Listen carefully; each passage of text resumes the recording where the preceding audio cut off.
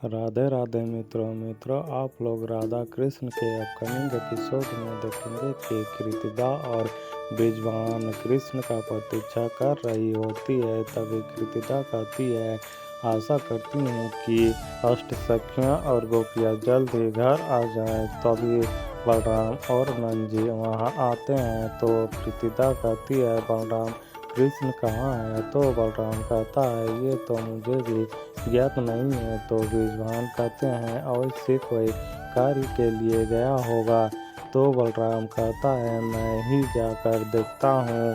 तभी कृष्ण का आवाज़ आता है और कहता है, विलम्ब के लिए क्षमा चाहता हूँ, कार्य ही कुछ ऐसा था कि विलम्ब हो गया। फिर अष्टसखियाँ और गोपियाँ भी आती हैं तो सबके मन में प्रसन्नता का भाव आ जाता है और कृतिदा कहती है, मैं अभी राधा को बुला कर आता हूँ। वो कब से तुम्हारी राह देख रही है। तो देखती है कि राधा तो वहीं है। तो राधा से कृतिदा कहती है, राधा तो तुम यहीं हो, देखो ना, अष्ट सखियाँ आ गई और सारी गोपियाँ भी आ गई हैं। तो तुम प्रसन्न हो ना। फिर आप लोग आगे देखेंगे कि ब्रह्मदेव कहते हैं, मैं जानता था कि श्री कृष्ण आप अपनी माया से अष्ट सखियों और गोपियों को सबके समक्ष अवश्य ले आएंगे, किंतु ये प्रसन्नता कुछ ही क्षणों की है, क्योंकि इस खेल में मेरे अगले दांव का अनुमान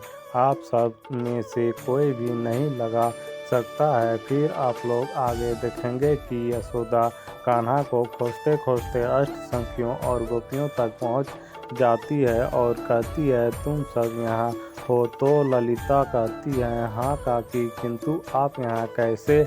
तो यशोदा कहती है, ये तो मुझे भी नहीं पता कि मैं यहाँ कैसे पहुँची, किंतु तुम सब को देखकर मैं बहुत प्रसन्न हूँ।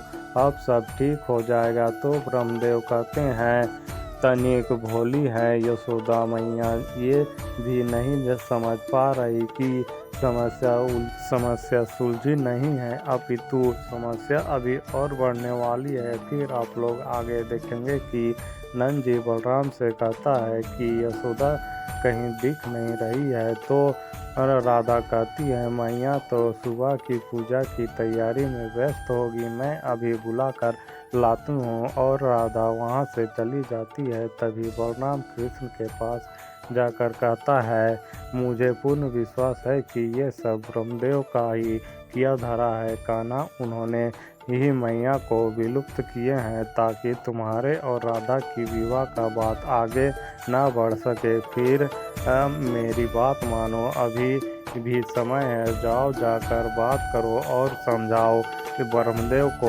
को ना जाने मैया किस समय कहाँ होगी और किस अवस्था में होगी। तभी यशोदा राधा के साथ घर से बाहर आती है। तो कृष्ण कहता है, इसलिए मैं कहा था कि मैं कुछ भी नहीं करूँगा। फिर आप लोग आगे देखेंगे कि ब्रह्मदेव कहते हैं, ये कैसे हो सकता है? इस बार तो कृष्ण मेरे नेत्रों के सामने है और उन्होंने कोई माया भी नहीं किया है। ये कैसे संभव हो सकता है कि यशोदा वहाँ भी और मेरे बनाए गए माया नगरी में भी है। फिर आप लोग आगे देखेंगे कि यशोदा कहती है, अब जब सब यहीं पर हैं तो मुझे कान्हा से एक महत्वपूर्ण प्रश्न पूछना है। और कान्हा, तुझे मेरी सौगंध है, तुझे सच सच उत्तर देना होगा। तो कृष्ण कहता है, पूछिए। तो यशोदा कहती है, मैं नहीं, मेरी ओर से सारी गोपियाँ पूछेंगी। तो विशिखा कहती है, बताओ कृष्ण, क्या तुम राधा से प्रेम करती हो? तो कृष्ण बहुत देर सोचने के बाद कहता है, हाँ, मैं राधा से प्रेम करता हूँ। तो यशोदा कृष्ण को गले लगा लेती है और कहती है, तुम नहीं जानते हो कि तुमने मुझे प्रसन्नता का कितना बड़ा उपहार दिया है, मैं बहुत प्रसन्न हूँ। फिर यशोदा कृतिदा से कहती है, तुम मुझसे कल ही बात करने आई थी, मैं तुम्हारे राधा के लिए कान्हा को ही चुना है। तो फिर विशाखा कहती है, कृतिदा का कि हम सभी सखियाँ और गोपियाँ इस बात से सहमत हैं कि राधा और कृष्ण की जोड़ी इस संसार में सबसे सर्वश्रेष्ठ होगी। तो ब्रिजवान कहते हैं कितना सुखद अवसर है, कभी सोचा नहीं था कि इतनी पुरानी मित्रता एक संबंध में बदल जाएगा। तो कृतिका कहती है, कृष्ण तुमने तो ये स्वीकार कर लिया है कि मेरी राधा से प्रेम करते हो, परंतु क्या तुम राधा से विवाह करना चाहते हो? तो कृष्ण कहता है, इस जन्म में नहीं अपितु हर जन्म में मैं राधा को ही चुनूंगी। तभी विशाखा कहती है, हम सभी सखियाँ अभी जाकर मिठास की प्रबंध करते हैं। तो विशाखा को कृतिका रोक लेती है। तो बृजवान कहते हैं, क्या हुआ? तो कृतिका कहती है, मैं कृष्ण को परखना चाहती हूँ, मैं देखना चाहती हूँ कि वो अपने होने वाली पत्नी के साथ कैसा व्यवहार करेगा, अपने सास ससुर का मान करेगा या नहीं करेगा, अपने कुटुंब अपने संबंधों को संभाल पाएगा भी कि नहीं। यदि कृष्ण चाहता है कि ये संबंध जुड़े तो उसे पहले मुझसे प्रभावित करना होगा, उसके बाद ही मैं ये तय करूँगी कि ये संबंध आगे जुड़ेगा कि नहीं जुड़ेगा। फिर कृतिका वहाँ से चली जाती है। तो यशोदा हंसने लगती है और कृष्ण कहता है, क्यों हंस रही हो? तो मैया यशोदा कहती है, हंसू नहीं तो और क्या करूं?